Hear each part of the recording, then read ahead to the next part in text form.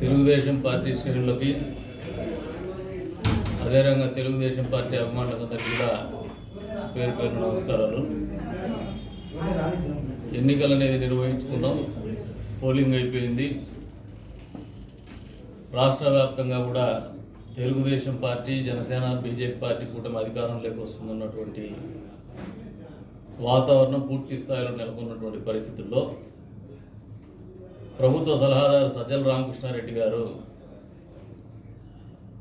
ఆయన ఒరిజినల్గా వాస్తవంగా సజ్జల రామకృష్ణారెడ్డి వ్యక్తిత్వం ఏందనేది నిరూపించుకునే విధంగానే ఈరోజు వాళ్ళ శ్రేణులను ఉద్దేశించి, వాళ్ళ చీఫ్ ఏజెంట్లను ఉద్దేశించి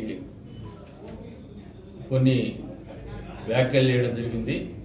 సభ్య సమాజం అదే రంగ ప్రజాస్వామ్యవాదులంతా కూడా అసహించుకునే పరిస్థితిలో సజ్జల రామకృష్ణారెడ్డి వ్యవహారం ఉంది. ఈ రోజున మామూలుగా గొంతు పెరుగుతోంది, గట్టిగా అరుస్తున్నారంటే ఓటమిని అంగీకరించేటువంటి పరిస్థితి, ఓడిపోతున్నామని తెలియకని చెప్పుకునేటువంటి బాధ. ఆ బాధ, ఆ ఓటమిని తట్టుకోలేక సజ్జల రామకృష్ణారెడ్డి ఈ రకంగా రూల్స్ పాటించినటువంటి వ్యక్తులే వాళ్ళకు కావాలని వాళ్ళ ఒరిజినల్ క్యారెక్టర్ బయట పెట్టుకున్నాడు. మామూలుగా జగన్మోహన్ రెడ్డి గారు కావచ్చు, ఆయన బృందం కావచ్చు, ఆయన పార్టీ కావచ్చు, ఇప్పుడు కూడా రూల్స్ పాటించేటువంటి పార్టీ కాదు, నాయకులు కాదు. దానికి భిన్నంగా వాళ్ళ ఆలోచన కూడా చేయలేదు. కానీ తెలుగుదేశం పార్టీ కానీ, మనకు తెలుగుదేశం పార్టీలో చంద్రబాబు నాయుడు గారు, స్వర్గీయ నందమూరి తారక రామారావు గారు పార్టీ పెట్టిన తర్వాత సిద్ధాంతాలకు, క్రమశిక్షణకు మారుపేరుగా ఉన్నటువంటి పార్టీ తెలుగుదేశం పార్టీ.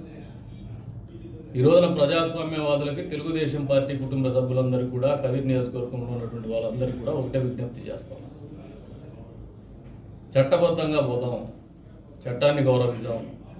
ఎన్నికలు నిర్వహించుకోగలిగినాం, ఎన్నికల్లో గెలవబోతున్నాం, ప్రభుత్వంలో భాగస్వాములు కాబోతున్నాం. కాబట్టి కౌంటింగ్ రోజు కూడా, కౌంటింగ్ ముందు రోజు కానీ, కౌంటింగ్ తర్వాత కానీ ఎక్కడ కూడా అవాంఛనీయ సంఘటనలకి ఎవరైనా మిమ్మల్ని ప్రేరేపించినా, లేదంటే రెచ్చగొట్టేటువంటి వ్యాఖ్యలు చేసినా సమయంలో పాటించమని చెప్పేసి విజ్ఞప్తి చేస్తూ ఉన్నాను. ఇది మనందరి విజయం కాబోతుంది. ఈ విజయాన్ని ప్రజల కోసం, ప్రజాస్వామ్యం కోసం, ఈ ప్రాంతం కోసం వినియోగించే విధంగానే మన ఆలోచనలు ఉండాలా. విధ్వంసం కానీ, రెచ్చగొట్టేటువంటి కార్యక్రమాలు కానీ, అసాంఘిక కార్యక్రమాలకు కానీ పాల్పడేటువంటి పరిస్థితులు ఎవరైనా మనల్ని తీసుకోవాలని ఆలోచన చేసిన, మన వంతు బాధ్యతగా క్రమశిక్షణగా ఎన్నికలు పూర్తి స్థాయిలో కౌంటింగ్ తర్వాత కూడా, ఎన్నికల తర్వాత కూడా తన పని తాను చేసుకుపోతుంది. పోలీసు వారు కూడా పదే పదే హెచ్చరిస్తున్నారు. గతంలో జరిగినటువంటి సంఘటనలను దృష్టిలో పెట్టుకొని ఎలక్షన్ కమిషన్ కూడా చాలా పట్టుదలగా, ప్రశాంతంగా ఎన్నికలు నిర్వహించాలా. గతంలో జరిగినటువంటి సంఘటనల మీద బాగా కోపంగా కూడా ఉన్నారు. చట్టపరంగా కూడా చర్యలు తీసుకుంటున్నారు.